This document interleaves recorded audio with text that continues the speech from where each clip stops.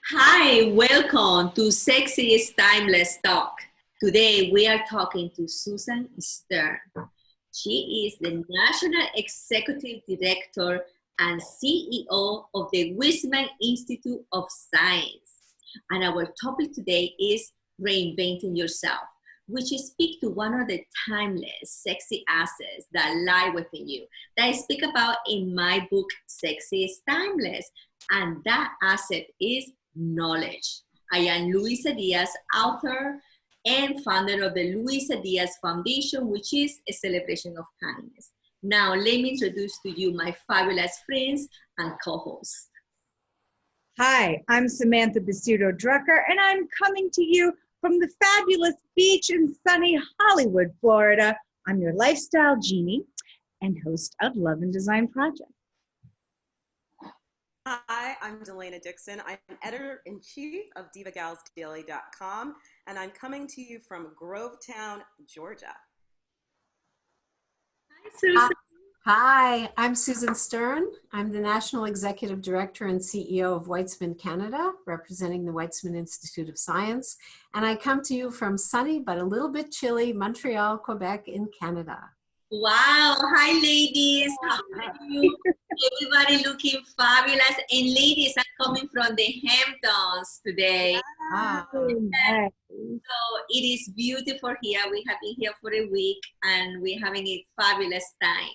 So, Susan, thank you, darling, for being here in this show. And I'm so excited about having you here because your career has been a great journey. Starting as a music teacher and conductor to a restaurant owner, to being the National Executive Director and CEO of Weizmann Canada. Can you share with us what the organization does and how did you get there? Sure, it's my pleasure. And I'm so happy to be here. I'm really privileged to represent a world-renowned institute of basic research, and so grateful that I was open to the opportunity when it came to me 15 years ago. I don't have a background in science or in fundraising. I visited the campus and I was instantly captivated, and I couldn't wait to start telling the Weizmann story. And I feel the same way each and every day. I'm part of a global community spreading science and spreading hope. And what's really unique about Weizmann, the curiosity-driven, multidisciplinary approach to scientific research. In addition, the scientists live on campus, so they're working and living in the same place. The Institute was recently ranked #2 in the world by Nature in its normalized index. And the model is simple. Hire the best and brightest, most curious and passionate individuals and allow them to follow their curiosity. As a result, amazing things happen. Many technologies and treatments that we take for granted today are as a result of basic research and the visionary donors that support them.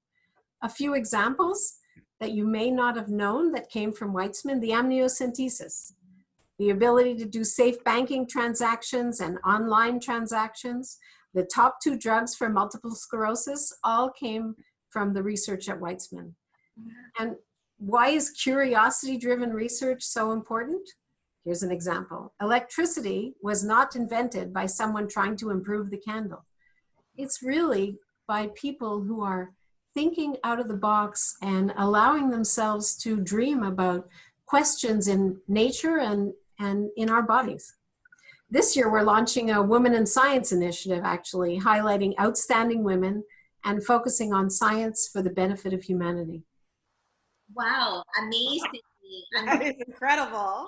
I wanted to learn a little bit more about the key finding from your institute research that you did in COVID-19 as well. Please share with us what are the myths about COVID-19 and what is really true, because I don't know anymore, to be honest.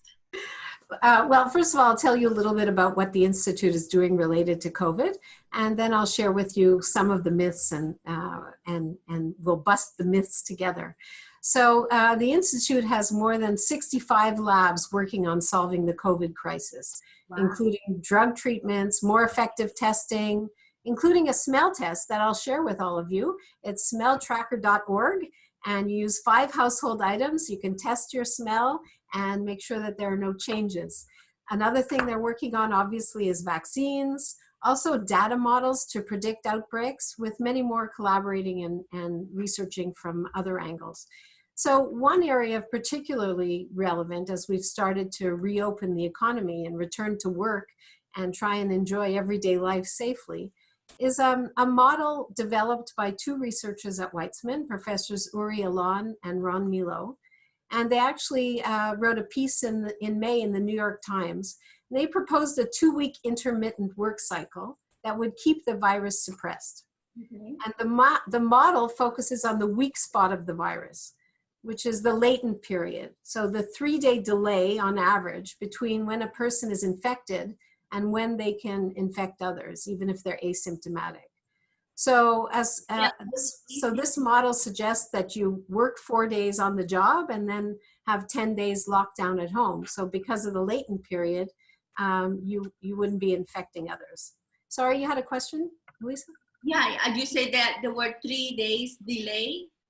So on average, there's a 3-day delay between when a person is infected and when they can infect others. Oh, okay. So this 4-10 work model would keep people safe and be able to return to work and life safely.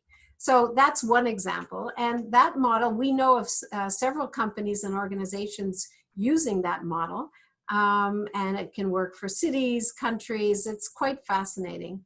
Another piece of interesting research from an outstanding woman, Professor Yonina Eldar. She uses AI to diagnose COVID-19 using ultrasound. So the AI analyzes images of COVID-19 patients to extract features of the virus that can be identified in others. Another example, Professor Ido Amit has been able to determine why some people get sicker than others. We've all heard that some people get it and they're really sick, and other people get it and they're very asymptomatic. So the list goes on and on of the recent breakthroughs. And, you know, science is really the only way out of this pandemic. And the scientists are collaborating internationally, and really all efforts are on trying to solve the crisis from various angles. And I can share with your listeners some resources to learn about the latest advances, and also to read about some of the common myths and bust those myths together. Share with us, please, what are the common myths? Well, so the first one I would say is the prolonged use of masks can be harmful. That is false. Masks are not harmful. They don't lead to CO2 intoxication or oxygen deficiency. When you're wearing a mask, make sure you wear it properly. It's tight enough to allow you to breathe normally. Don't use a disposable mask. Don't reuse it, rather, and always change it as soon as it gets damp. I actually posted something on my LinkedIn today from the Wall Street Journal about masks, so if you wanted more information. So that's one myth. You must wear the mask. Yes. Okay, and what was the next one? So ingesting bleach or other disinfectants can protect you against COVID-19. No, it's dangerous. It's false. Use it only to clean surfaces. Do people think about Laura? Really? I cannot believe it. So please don't do that. Next, which one would be next? Extreme temperatures can kill COVID-19. Not true. Okay. Not high or low temperatures have any effect on the virus. And, you know, we hear that winter may slow the spread, summer may slow the spread. Not true. It will not true. So please do not get a sunburn and try to expose yourself in the sun. Try to cool yourself from COVID. No, don't do that. Does champagne work? Yes. Champagne works all the time. I'll join you with my wine. Okay. What else? What is another one? So COVID-19 is only harmful to older people. Not true. That is false. Now, having said that, while older people with pre-existing conditions are more vulnerable, COVID-19 can be harmful for children, adults, any ages. And early evidence suggests children have less severe symptoms if they're infected, but they're just as likely to contract the virus. And, I would say that the most important thing when you hear information is to check the source. So to make sure that it's a scientific based source. So whether it's the World Health Organization, whether it's a hospital, medical center, just make sure that you're getting your source from science. And darling, which website? What is the website again, where they can go and find? So in your local city, the local hospital, if you want the World Health Organization, or in your country. So for us in Canada, Canada Health. If you're in the United States, you can go to Johns Hopkins or Harvard, any of the recognized medical centers in your community, and just make sure that your information is based on science. And the website is Weizmann, the Weizmann Institute, right? Yes, you can go to the Weizmann Institute as well. So, okay, well, thank you for sharing that with us, because now I know much better what is true, what is not true. So, but let's talk a little bit more about you and about your journey, darling. So you have changed in so many ways, and you always have taken like challenges. So what a lot of women are afraid. They are afraid of challenge. So what are the benefits of reinventing yourself? So first of all, I would say that there are so many examples of strong women who don't realize the power that they have. And so I would say, take a good hard look at you, at yourself, at what you bring to the table. The world is constantly changing, and we need to develop and grow. Reinvention is powerful, and it's not scary. The first step is to really figure out who you are, not what you do. We're not defined by what we do, but who you are. What's your unique skill set, and what makes you happy? So one exercise that's fun to do, and it's challenging, is try to describe yourself in one sentence. So I actually did that exercise about 15 years ago, and that sentence is still true today. So my sentence is, I'm an orchestra conductor. Oh. And I love to bring people together from different backgrounds and different skill sets. And when the curtain goes up, it's showtime, and everyone is playing the same piece at the same time, entertaining people. And so that is as true as when I was an orchestra conductor. It's still true today. So try describing yourself in one sentence. Trust me, it's not easy. It's a exercise that takes time. I love that. What about you, Samantha? If you had to describe yourself in one sentence, what would you say? I truly am a lifestyle genie. Okay, yes. What about you, Dilena? I would say that I'm an imaginary dreamer, because I love to tell stories. Okay, well, I wish I had to describe myself in one sentence. I think I love empowering women, empowering people in general, and that's what my show is all about. It motivate, inspire, and entertain. So I always have that angle of inspiring and motivating others. So, and what about you ladies? Have you been reinventing yourself, Samantha? Yes, actually, I have to say that this COVID crisis has allowed me to come to fruition on the rebranding of myself that I've been working on for a few years now. All of a sudden, through these past 6 months, everything is flourishing. 3 shows, a book coming out this fall, and I'm doing what I love. I almost feel guilty to say that I'm living my best life right now, but I am, and I am grateful. What about you? Well, I love what Susan said about finding out who you are. And like I said, I am a dreamer. I love to tell stories. I love to hear stories. I love to write stories. And I have spent my entire career writing, but I got away from the essence of what I wanted to do. And you guys all know it. I want to create stories about the Black experience that excite, that entertains, that enlightens people.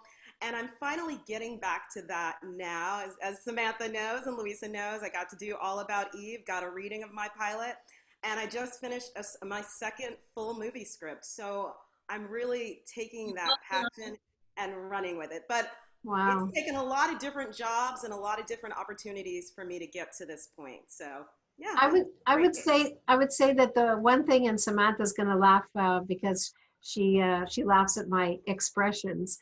So one thing is to remind yourself what you're grateful for, and I always say what you appreciate appreciates. And the other thing is we write a story in our head, and when you reinvent yourself, you have to write a different story. You can't be afraid of a little bit of free falling. And you have to challenge the assumptions you have about what you can accomplish. Surround yourself with positive energy and don't write that story in your head that I can't do this or I'm not good enough for that or this wouldn't work for me. Be open to opportunities. Yes, I think we should be open. We should be open to opportunities. Sometimes we are scared of the unknown, but we should just embrace it and go for it. And I know it's a very difficult thing to do. I love to walk in outside the box. Love it. And I have reinvented myself many, many, many times, from being a beauty queen to a model to an actress, a TV host. When I was into the COVID, come up with the show with the sexy style with this partner, from a producer to an author, and I always reinventing myself, and I don't think I am even half of the things I want to accomplish in my life, and I will always push myself. I push myself every single day to evolve and to be better. So ladies, I know we all have a life, and you, Susan, we are all juggling to do it all. So you have three children and a successful marriage. How long have you been married, darling? 42 years. Wow, wow, wow. So darling, I'm only 2 years. 2 years. Next month is going to be 3 years married. Samantha is going to be 2. And Elena, darling, you are single. So please, what is the secret? So we can stay happily married, because I do not want to be in a marriage that I'm not happy, and nobody should be. So what is the secret to stay happily married? So I would say that I'd hazard a guess that the divorce rate increased with the invention of the TV remote, because it became too easy to change the channel if you didn't like what you saw, even for a second. So I'm blessed. I met my husband when I was 17 and he was 19, and we grew up together, supporting each other and nurturing the relationship along the way. We're different people, which is great, and we share the same values. One thing we always did was ensure that the relationship was strong, because the rest falls into place. Taking weekends away together, talking through things, mutual respect, and definitely not taking the other for granted. And even to this day, we look forward to spending time together and sharing the events of the day over dinner.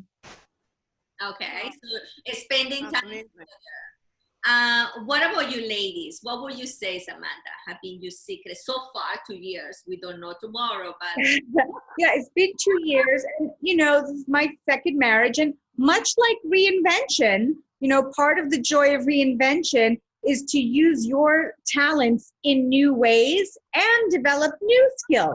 So the same, I think, is true for marriage. I think that keeping it spicy is important, and communication is important, and that you choose to love this person, and if you've made this commitment, then choose to be happy with the choice you have made. that's right. That's right. Keeping it spicy, I think, is taking for granted each other goes to a dead end. Here's to keeping it spicy. Keeping it spicy, totally, totally. Not forgetting about each other. And also wanted to be, I will add to that, I agree to that, and I will add to that, to, of course, to be kind to each other, to have empathy to each other, and to really listen, like you said, Susan, to really be able to listen to each other. So I will add that. So Dilena, I know you are the single lady here. but what is the ideal relationship? Well, I've been dating during COVID, and it's been a really interesting experience. I've started video dating, which has been it's different, but it's cool because you just have an opportunity to just get to know the person, and there's no expectations of something happening, you know, after that. So it's much more comfortable. One of the biggest issues I have is vulnerability and being vulnerable to people. So that I think is key. You know, you have to be able to be vulnerable to your partner, and they should be open to it and not fault you for it or judge you because of it. Communication, of course, and just somebody that I can talk to and feel comfortable with, but also be comfortable in the silences. So we'll see. I've met several guys in the last few weeks that seem like nice people, and I'm just gonna keep going on this journey. I love it. I love it. And you say something very important in a relationship, to be able to be vulnerable without the other person judge you. And because one of the relationship killer is ego and pride. Right, Susan? What would you say about that? Absolutely. And, you know, another one of my sayings, which Samantha will laugh about, do you want to be happy or do you want to be right? So sometimes you just want to be happy. Yes, you want to be happy or you want to be right, darling. So, oh, darling, is the time is up. But before, Susan, before we go, we want to ask you, what is sexy to you? You know, that's a question that I have difficulty with, especially being someone who has, for the better part of my life, worked with women to focus on who they are as people and what they bring to the world. Having said that, I find confidence sexy. Someone who's confident in their own skin, who knows what they want and goes for it.